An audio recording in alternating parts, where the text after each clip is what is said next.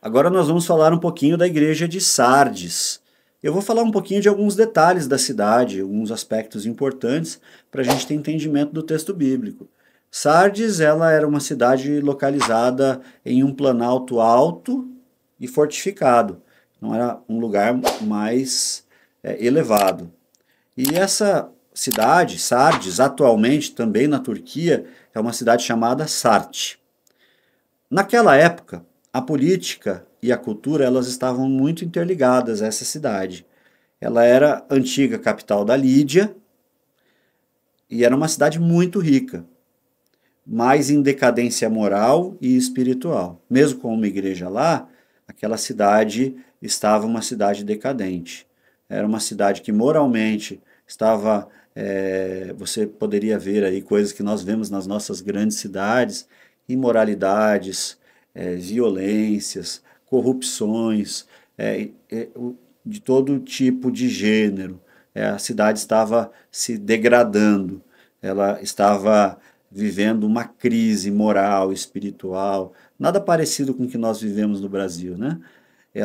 Essa cidade, né, a cidade de Sardes, ela era muito rica, mas essa riqueza ela não acompanhava, era o oposto que acontecia, ela se tornava rica e decadente. Ela foi famosa nos tempos bíblicos pela fabricação de tecidos e tinturaria, que não era muito comum, tá? Eram muito caros esses objetos pintados naquela época, e essa cidade ela é uma cidade que tem bastante disso. A cidade ela foi tomada de surpresa duas vezes em sua história por exércitos inimigos, mesmo sendo uma cidade em um lugar alto, que também é uma estratégia, né? Isso se conecta com a advertência de vir como ladrão. Jesus diz, ó, vou vir como ladrão. Essas duas vezes que essa cidade foi tomada, os inimigos apareceram e eles não viram em suas defesas e por isso acabaram perdendo aí. O texto vai dizer algumas coisas e a gente vai olhar para o texto agora, então. Agora, lembrando que Jesus de novo manda a carta endereçada ao pastor. E ele diz: eis o que diz aquele que tem 7 Espíritos de Deus e as 7 estrelas nas mãos. Nesse caso, quando Jesus está dizendo, ele está falando: ó, todo o Espírito Santo está aqui, a pessoa toda do Espírito, e os pastores dessas igrejas estão todos na minha mão. Isso quer dizer muita coisa, tá? Esses pastores aqui estão vivendo em uma cidade muito famosa, mas hoje nós estamos no Brasil com essa febre de reborn, né? Essa loucura das pessoas terem esses reborns, escola para reborn. A igreja de Tiatira é um reborn. É uma igreja que tinha fama de vida, mas estava morta. O texto vai dizer assim, ó: conheço as suas obras. Você tem fama de que está vivo, mas você está morta. Ou seja, aquela igreja tinha escola bíblica dominical, possivelmente. Estou contextualizando. Tinha louvor, aquela igreja tinha pregador, aquela igreja tinha várias coisas. Todo mundo que olhava aquela igreja dizia: meu Deus, que igrejão, que igreja maravilhosa e tudo mais. E Jesus está dizendo: ó, todo mundo na cidade diz que você tem fama de estar viva, mas para mim você está morta espiritualmente. Você tem reputação dos homens, mas diante de mim você não tem reputação alguma.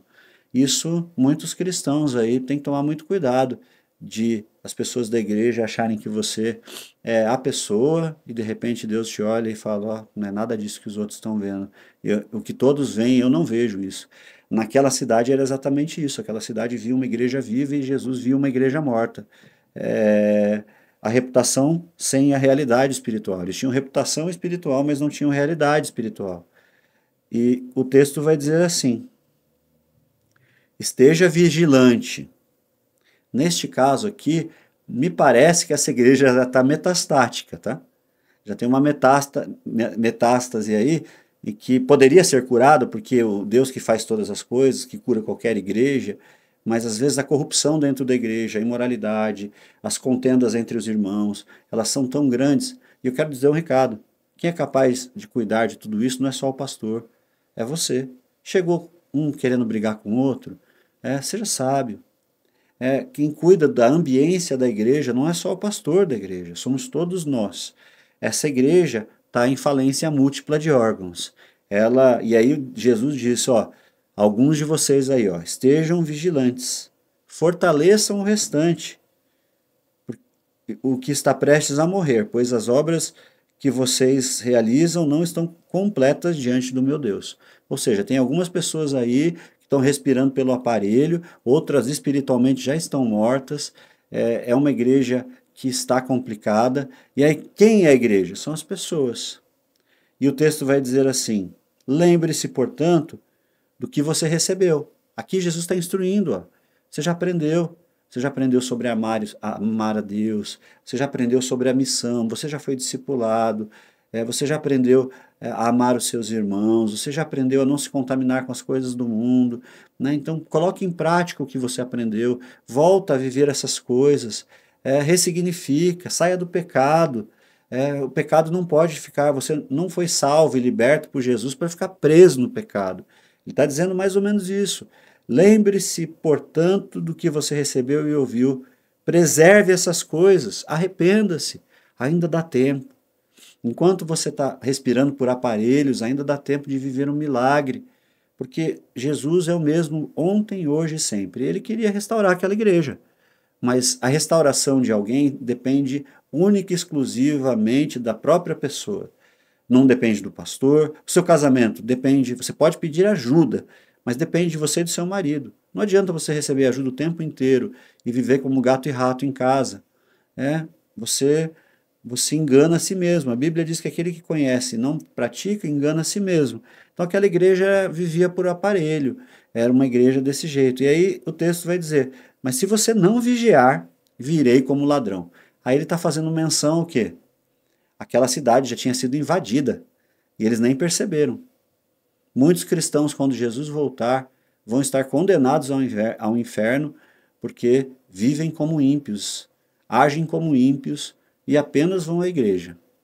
Não adianta, tá? Ir à igreja e viver como ímpio. Até quero te dizer o seguinte: se você quer viver como ímpio, se você não quer seguir a Jesus, se você não quer deixar ele corrigir o teu caráter, se você não quer servir a igreja, se você não quer abrir mão dos seus pecados, se você não quer se arrepender, se você não quer deixar Jesus ser Senhor da sua vida, nem vá à igreja, você está perdendo tempo. E esse texto vai dizer exatamente isso, ó, você precisa se arrepender.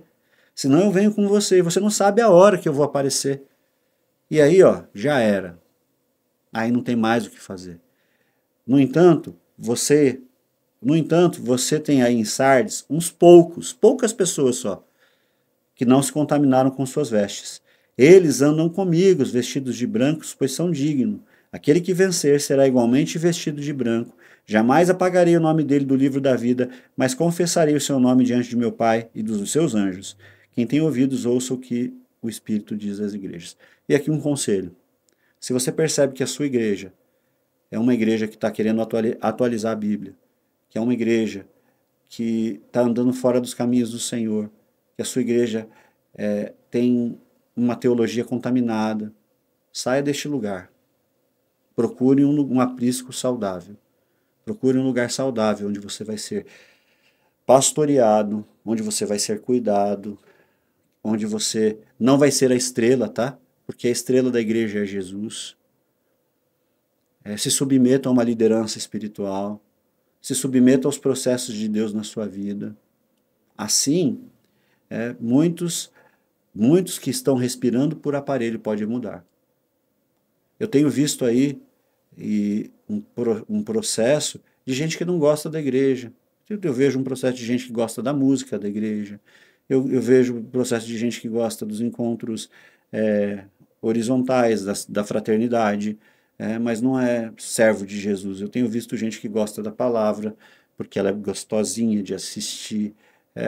Esse não é o evangelho de Jesus, tá bom? Essa igreja é uma igreja fascinada pelo mundo. E que Deus te ajude a não ser assim, no nome de Jesus.